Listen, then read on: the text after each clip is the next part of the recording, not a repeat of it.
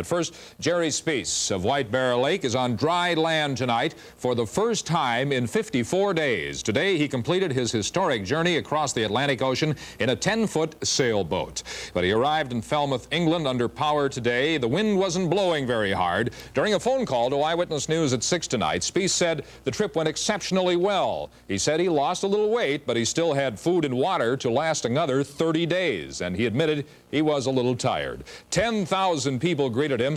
Our Channel 5 reporter Jason Davis was on the boat which spotted him first. Davis and cameraman Bill Juntman, the only American news crew there. Off the English coast. His wife Sally raced to meet him in the Falmouth pilot boat, anxious to see her husband who'd been alone at sea for nearly 2 months. Is that the color, Sally? Look, get ahead. Get ahead.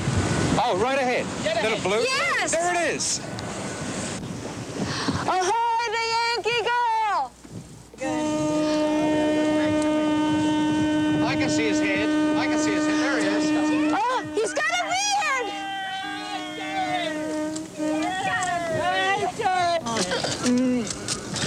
I'll give you another one later. Come on. Could you give her a hug and turn your faces? Gerald Spiess had confounded the experts. In a 10-foot boat, he'd successfully navigated across one of the roughest oceans in the world. They asked me what I'd say. You've got a beard. Yeah. You swore he wouldn't have. Well, I didn't think you would. I'll bet he doesn't have it after it gets cleaned up. Gerry had made it safe and sound, but he said at one point he felt like giving up. He was washed overboard during a 4-day storm off the Azores. I thought about going to the Azores. I came up to handle the sails, and with this boat, if a wave comes from behind, it'll lift the stern up, and it'll just throw you right in. Spiess left Virginia Beach on June the 1st. He says he averaged 60 miles a day, expected to complete the journey in 60 days and made it in 54. Jason Davis, Channel 5 Eyewitness News, Falmouth, England.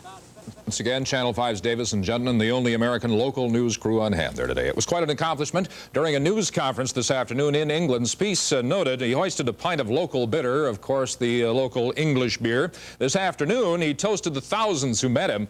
Governor Al Quie calls Spiess the second Lindbergh from Minnesota, referring, of course, to Charles Lindbergh, who flew the Atlantic in 1927. White Bear Lake is already planning a big parade to welcome Spiess home.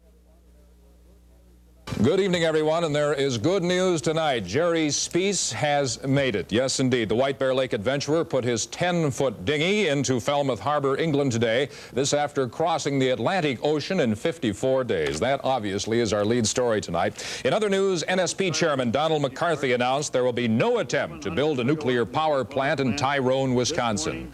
St. Paul's yellow cabs were pulled off the streets today because of an insurance problem. Their license was revoked.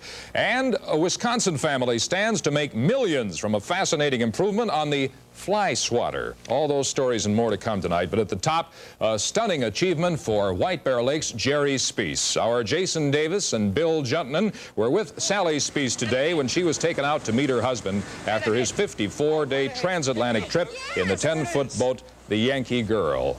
Ahoy, the Yankee girl! I can see his head. There he is. Oh, he's got a beard!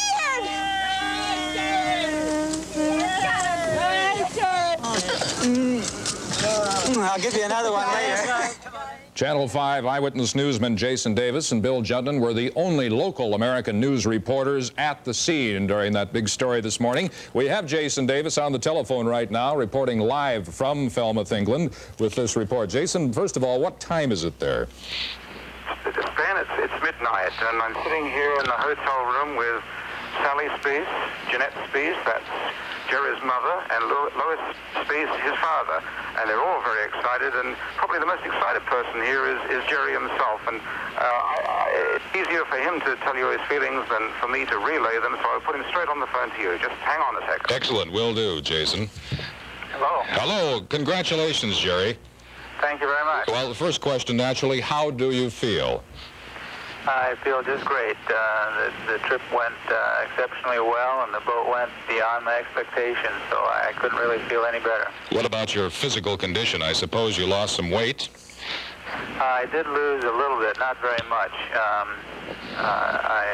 down just a little bit, and I'm a little bit tired because going through the channel last night with the traffic and weather conditions. I wasn't able to sleep, but other than that, I'm in top shape. Okay, I'm sure there had to be many, many times when you did, in fact, fear for your life last night, perhaps, with that busy shipping channel. But what about the days and the weeks before that? Any real close calls? Yes, the second week especially was very bad. It was the worst week I had when I was in the Gulf Stream. And had some very strong northeast winds, the current for about 4 days, and I took quite a beating during that time. That was kind of the low point of the trip. It's incredible, a 10-foot vessel. How about the food supply, Jerry? Did that hold out? Yes, there's enough food and water in the boat still for another 30 days or so. Well, once again, congratulations. Obviously, we all here are very happy to hear that you're safe and sound, and what a feat. We're all proud of you. Well, thank you very much. I've enjoyed talking. Thank you, and get some sleep now. Okay. Okay. And Jason Davis, we will be back with Jason a little bit later. In fact, we'll have a complete report from him tonight at 10 o'clock on the 10 o'clock edition of Eyewitness News. So, Jason, good night to you right now. By the way, Spiess and his family, his wife, are staying with him at the Green Bank Hotel in Falmouth, England. In case you would like to send along a message to him, that's the Green Bank Hotel, Falmouth, England.